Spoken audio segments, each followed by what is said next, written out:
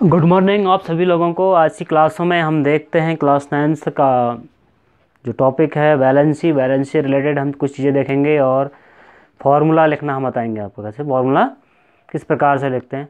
पहले मैं आपको ये बताऊंगा कि कुछ एलिमेंट्स के नेम बताऊंगा और उनकी वैलेंसी क्या होती है और फिक्स वैलेंसी कितनी होती है ना। किसी भी एलिमेंट के जो आउटर मोस्ट ऑफ सेल होता है उसमें जितने इलेक्ट्रॉन होते हैं वही जनरली उसकी वैलेंसी होती है ना। ठीक है, देखिए यहाँ पर जो है हमारे पास एलिमेंट है सोडियम, पोटेशियम, सिल्वर और कॉपर। फर्स्ट जो है हम दिखा रहे हैं, तो इतने एलिमेंट की जो वैलेंसी हमारे पास क्या होती है, वैलेंसी 1 होती है। ठीक है, तो ये हमें जनरली देख लेना है। इसमें देखिए यहाँ पर जो है हमारे पास मैग्नीशियम +2 चार्ज है, कैल्शियम +2 है, जिंक +2 है, आयरन +2 है, कॉपर +2 है।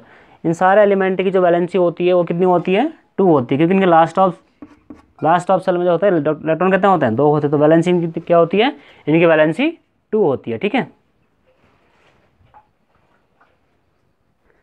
हमारे पास नेक्स्ट जो है एलिमेंट हमारे पास ये है, देखिए एल्युमिनियम और आयरन है। तो एल्युमिनियम +3 और आयरन पर भी +3 चार्ज होता है।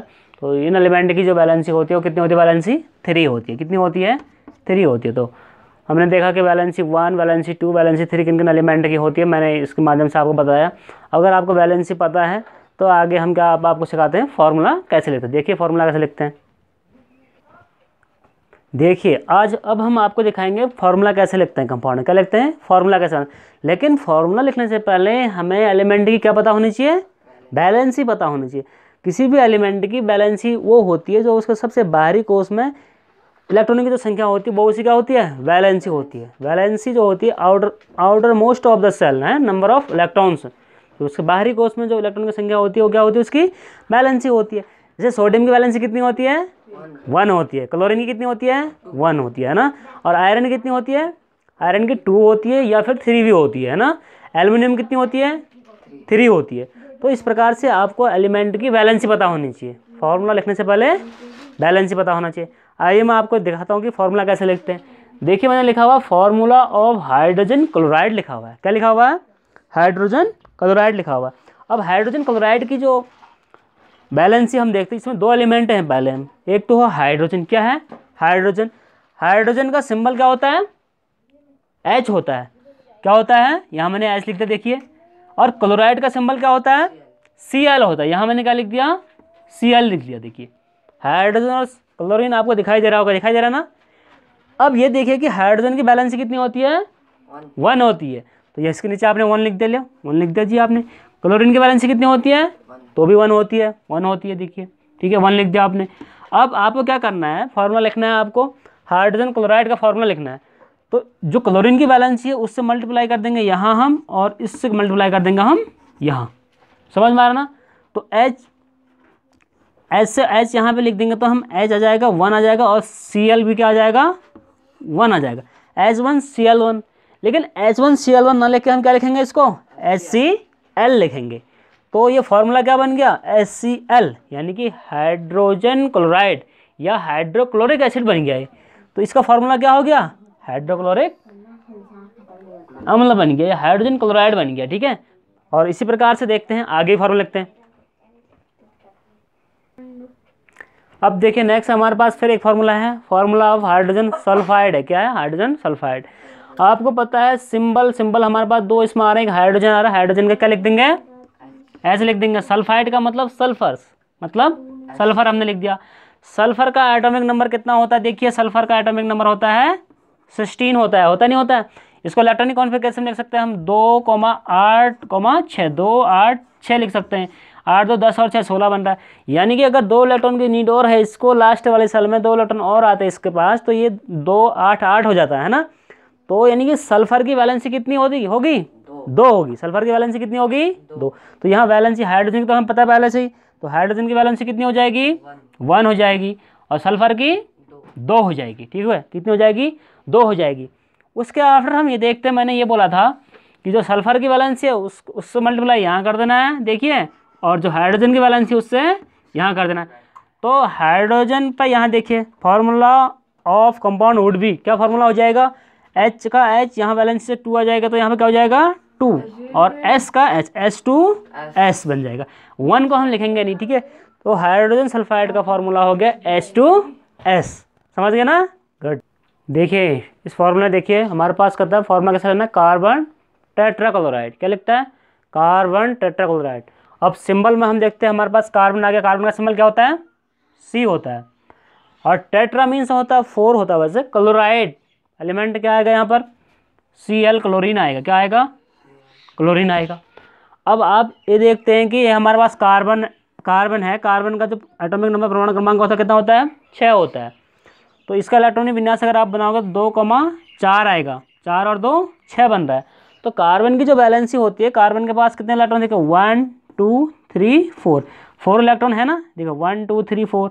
यहाँ भी हाइड्रोजन है, यहाँ भी हाइड्रोजन होता है, यहाँ भी हाइड्रोजन होता है, यहाँ भी हाइड्रोजन होता है। हाइड्रोजन पर 1 इलेक्ट्रॉन होता है। कितना होता है? 1 होता है। देखिए तो ये देखो शेयरिंग करता है इस तरीके से, है ना। ये देखिए शेयरिंग किया, है ना। तो 1 2 3 4 यानी कि 4 हाइड्रोजन के परमाणु से इसने क्या किया? शेयरिंग किया। तो कार्बन की जो वैलेंसी होगी, कितनी हो जाएगी? 4 हो जाएगी। कितनी हो जाएगी? 4 हो जाएगी। तो कार्बन की वैलेंसी कितनी होगी? 4 लिख दिया आपने नीचे, देखिए। और क्लोरीन की वैलेंसी कितनी होती है? 1 होती है ना। तो क्लोरीन की लिख देंगे आप 1 लिख देंगे। देखिए 1 लिख देना आपने। अब आपको क्या करना है? इसको मल्टीप्लाई ऐसे कर देना है, देखिए, और इसको मल्टीप्लाई ऐसे कर देना है। तो C का तो C रहेगा। C 1 को मैंने पहले बोला कि 1 तो लिखते नहीं हम, तो C को C ही लिख दीजिए आप। और Cl कितना हो जाएगा? Cl4। देखिए अब फॉर्मूला भी क्या करा? Carbon tetra means 4, tetrachloride Cl, तो टेट्रा मीन्स 4, ठीक है। Tri means 3, di means 2, mono means single को मोनो बोलते हैं, डबल को डाई बोलते हैं, और 3 होते तो ट्राई बोलते हैं, और 4th को टेट्रा बोलते हैं। तो फॉर्मूला बन गया CCl4, कार्बन टेट्राक्लोराइड।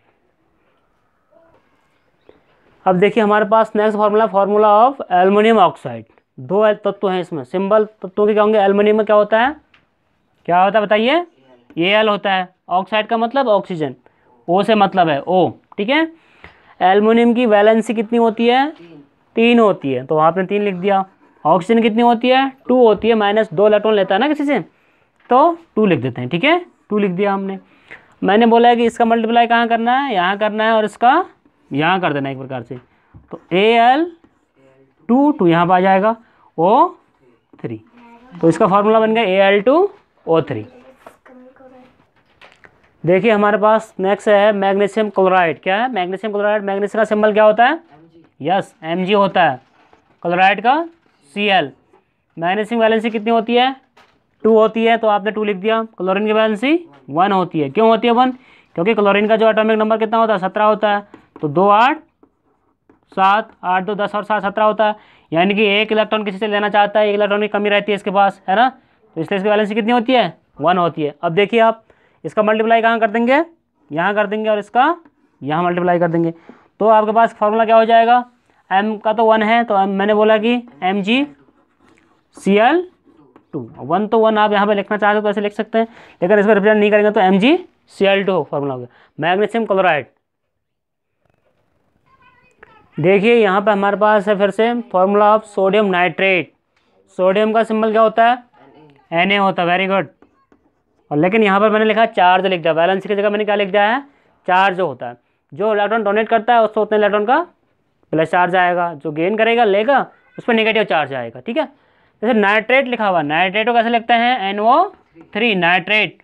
कार्बोनेट अगर आता है तो आप क्या लिखेंगे? CO3। सल्फेट आता है तब आप क्या लिखेंगे? SO4। ये आपको पता होना चाहिए। कार्बोनेट, सल्फेट, नाइट्रेट, है ना। अब सोडियम पे क्या होता है? +1 चार्ज होता है, और नाइट्रेट पर -1 चार्ज होता है, नेगेटिव चार्ज होता है। इस पर क्या होता है? पॉजिटिव चार्ज होता है, ठीक है।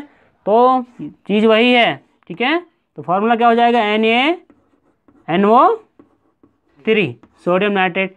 तो 1 1 का मल्टीप्लाई होना है, 1 1 चार्ज है, ठीक है। देखिए हमारे पास है formula of calcium hydroxide. Symbol calcium का क्या हो जाएगा? Ca। अब हाइड्रोक्साइड आ रखा है आपको, यहाँ देखना हाइड्रोक्साइड, हाइड्रोजन और ऑक्सीजन, हाइड्रोजन और ऑक्सीजन, वो पहले H बाद में, OH लिख दिया मैंने। अब कैल्शियम पर चार्ज कितना होता है? +2 होता है, और हाइड्रोक्साइड पर चार्ज होता है -1 होता है, ठीक है, ये होता है। इसका मल्टीप्लाई यहाँ कर दोगे और इसका मल्टीप्लाई यहाँ कर दोगे, तो फॉर्मूला ये हो जाएगा Ca का तो 1 का 1 ही आएगा। अब OH लिखोगे, OH और 2 कर देना है, लेकिन 2 ऑक्सीजन के भी तो ट्वाइस आएगा, तो इसको क्या करेंगे, होल ट्वाइस 2 कर देंगे। CaOH का whole twice 2 calcium hydroxide formula हो गया इसका। समझ में आया ना। अब देखिए आपके पास जो है मैंने लिखा है formula of sodium carbonate. Sodium carbonate का आपको क्या करना है, फॉर्मूला लिख के मुझे बताना है ना। सोडियम का सिंबल क्या हो जाएगा, Na। कार्बोनेट अगर नहीं आता आपको, कार्बोनेट का जो होता है वो क्या होता है, CO3 होता है, ठीक है। कार्बोनेट पर अगर चार्ज का पता नहीं है आपको, क्या होता है, -2 होता है, सोडियम पर +1 होता है। इसका फॉर्मूला लेके दिखाएंगे। दूसरा आपके पास क्या है, अमोनियम सल्फेट है। देखिए अमोनियम सल्फेट में क्या होगा, सल्फेट का तो हो जाएगा क्या, SO4, तो -2 चार्ज होगा इस पर, ठीक है। अमोनियम NH4 लिखो, क्या लिखोगे, NH4, अमोनियम सल्फेट NH4 होगा। तो इसे आप बना के दिखाएंगे मुझे। इस पर चार्ज क्या होगा, इस पर +1 चार्ज होगा, ठीक है। तो इन दोनों का आंसर आप क्या करेंगे, मुझे बताएंगे, कमेंट में बताएंगे, ठीक है। तो आज की क्लास यहाँ पर समाप्त की जाती है। तो देखने के लिए थैंक यू।